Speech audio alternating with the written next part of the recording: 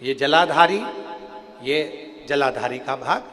द्विजेश्वर महादेव का नाम लेकर जो जल चढ़ाया जाता है वो यहाँ से चालू होता है, जहाँ से पानी बहकर नीचे जाता है ना, जहाँ से पानी बहकर नीचे जाता है तो यहाँ से जल चढ़ाना प्रारंभ होता है द्विजेश्वर महादेव का।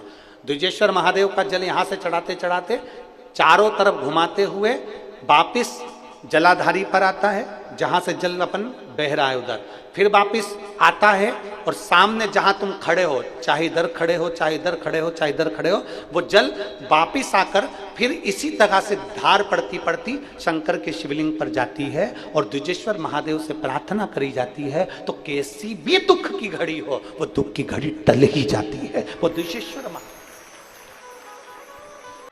मान लो अगर कोई भूलवश भी एक लोटा जल लेकर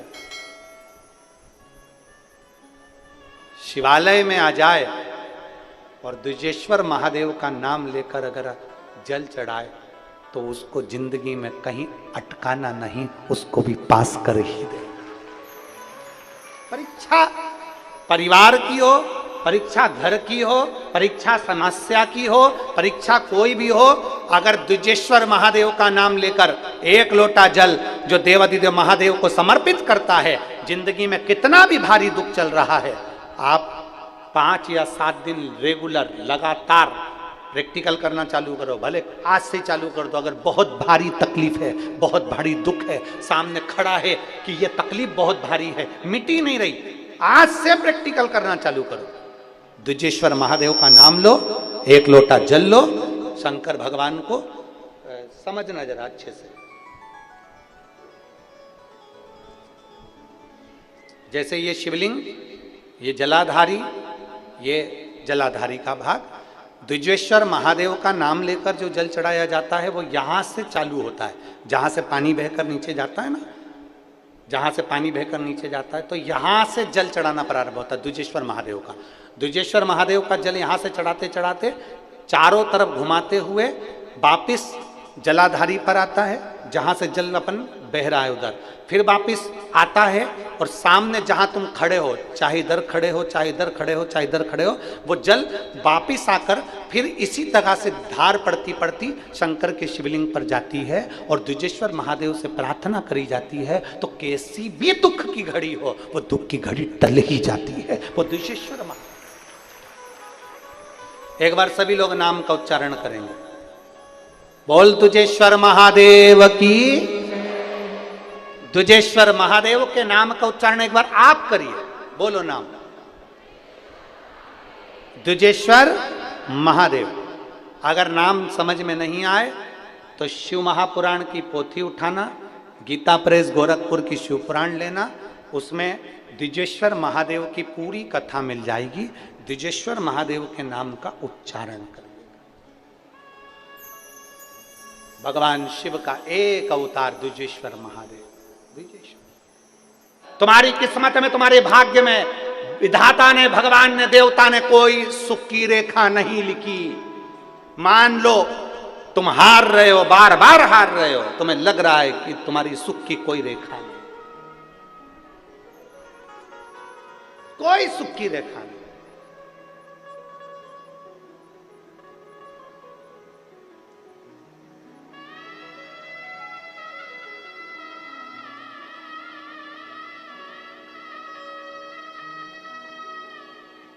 और तुम्हारे जीवन में कोई अगर सुख की रेखा नहीं है, तुम हार गए।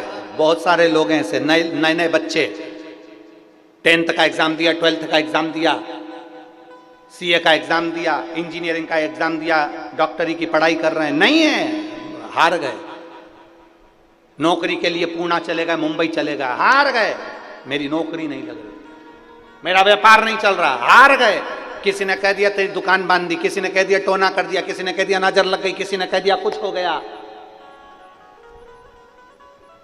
जब भूतों का नाथ, भूत अधिपति स्वयं मेरा महाकाल राजा तुम्हारे एक लोटा जल चढ़ाकर आते हो और पानी लाकर जब दुकान पर छींटते हो तो किसी के बाप में दम नहीं है कि तुम्हारी दुकान पर नजर लगा दे, क्योंकि भूत अधिपति महाकाल राजा वहां है।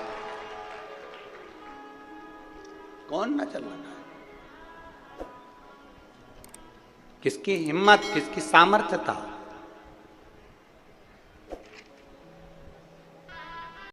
घर में शंकर जी हैं आपके? किस किस के घर में है? जरा हाथ उठाओ तो जरा। सबके यहाँ है? रखो रखो, बहुत बढ़िया। हमने एक बार पहले बात कही थी, कई लोग एक प्रश्न करते हैं कि गुरुजी क्या घर में केवल एक ही शंकर जी रखना चाहिए? क्या घर में एक शिवलिंग रखना चाहिए कि दो रखना चाहिए? कितने कितने शिवलिंग हम घर में रख सकते? तब हमने शिव महापुराण के माध्यम से वर्णन किया था, तुम्हारे घर में एक शिवलिंग है, दो शिवलिंग है, तीन शिवलिंग है, चार शिवलिंग है, पांच शिवलिंग है, सब चलेगा। तुम्हारे घर में 10 शिवलिंग है, वो भी चलेगा। तुम्हारे घर में 11 शिवलिंग है, वो भी चलेगा। तुम्हारे घर में 12 शिवलिंग है, वो भी चलेगा। सारे देवी देवताओं की मूर्तियां एक या दो चल सकती है, पर शंकर का शिवलिंग तो अनगिनत तुम्हारे घर में रह सकता है। वो शंकर तुम्हारे घर में जितना है, उसमें ये मत सोचना कि मेरे घर में एक है तो मैं एक ही रखूं, दो है। हाँ, ये भी जरूरी है कि ज़्यादा बढ़ाने की जरूरत नहीं, जान करके मत बढ़ा। तुम्हारे घर में है, सास के समय का है, तुम कहीं गई थी, ले आई थी, रखा है, ठीक है, सेवा कर रहे हो, ठीक है। अब कई लोग कहते हैं गुरुजी अगर शंकर भगवान का शिवलिंग है तो उसका रोज पूजन जरूरी है। हम कहते हैं अगर मान लो कहीं जाना है, कहीं जाना है और घर में शिवलिंग है, तो उस पर एक बेलपत्र चढ़ाकर तुम 10 दिन के लिए भी चले जाओगे ना, तो भी मेरा शंकर कभी तुम्हारे ऊपर रुष्ट नहीं होगा। मेरा शिवजी कभी नहीं कहेगा कि तूने मेरे ऊपर जल नहीं चढ़ाया। वो प्रसन्न की प्रसन्न ही रहेगा, वो प्रसन्न की प्रसन्न ही रहेगा।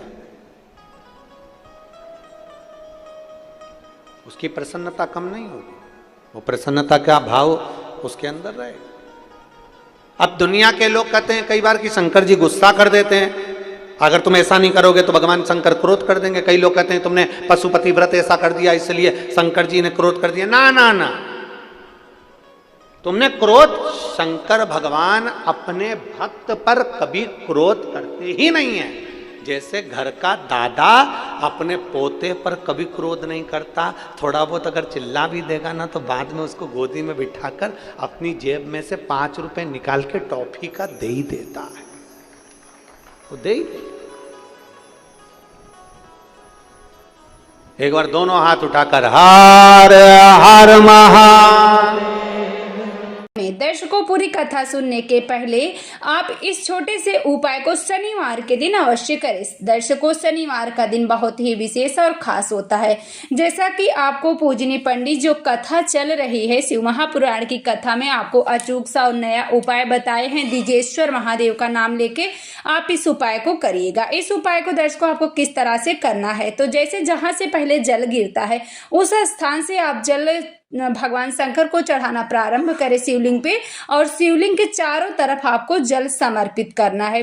उसके बाद जिस स्थान पे आप खड़े हो, जिस साइड में आप खड़े हो, जब दूसरी बार आप जल समर्पित करें तो उसी जगह पे आप रोक दीजिएगा और उस जल को आप भगवान शंकर की शिवलिंग पे पूरे जल को समर्पित कर दीजिएगा। यह उपाय तो आपको प्रत्येक दिन करना है। द्विजेश्वर महादेव का नाम लेके आप 11 दिन, 5 दिन, 7 दिन आप जरूर करिएगा। दूसरा उपाय दर्शकों आपको शनिवार के दिन करना है। शनिवार का दिन बहुत ही विशेष और खास होता है। शनिवार के दिन यदि आपको लगता है कि आपके ऊपर शनि का दोष है या आप अपने घर में सुख समृद्धि बनाए रखना चाहते हैं तो पीपल के वृक्ष की पूजन करें।